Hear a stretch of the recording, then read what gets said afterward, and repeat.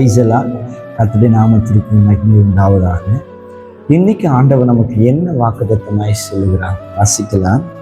யோசுவா 3வது அதிகாரம் 5வது வசனத்தில் எப்படியா இருக்கிறது?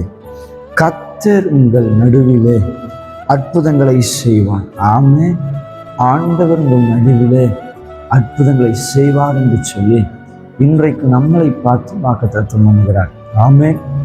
எதையெல்லாம் தடையாய் பார்த்தீர்களோ, எதெல்லாம் உங்களுக்கு விரோதமாய் நின்றுச்சோ, ஆண்டவர் அதை உடைத்து அந்த தடைகளை பிளக்க செய்து அதன் வழியே உங்களை நடக்க செய்து தேவன் உங்கள் நடுவில் ஒரு அற்புதத்தை நாளிலே செய்ய போகிறார்.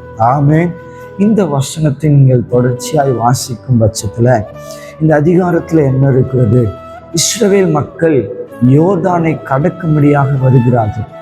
கர்த்தர் அந்த யோர்தானை பிளந்து அவர்கள் அதன் நடுவே நடக்கும்படியாக செய்தார். ஆமென்.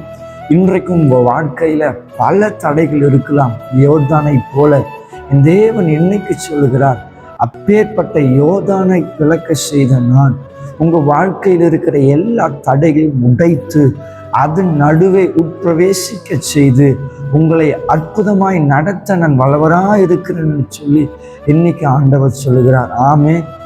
எதையெல்லாம் உங்கள் ஆசீர்வாதத்துக்கு தடையாக இருந்துச்சோ, உங்கள் வளர்ச்சிக்கு தடையாக இருந்துச்சோ, அடுத்த நகர்வுக்குள்ள அடுத்த வளர்ச்சிக்குள்ள போக முடியாத அளவுக்கு தடையாய் காணப்பட்டதோ, என் தேவன் அதை உடைத்து அதன் நடுவே ஒரு அற்புதங்களை செய்ய என் தேவன் கிருபையா இருக்கிறார். ஆமென்.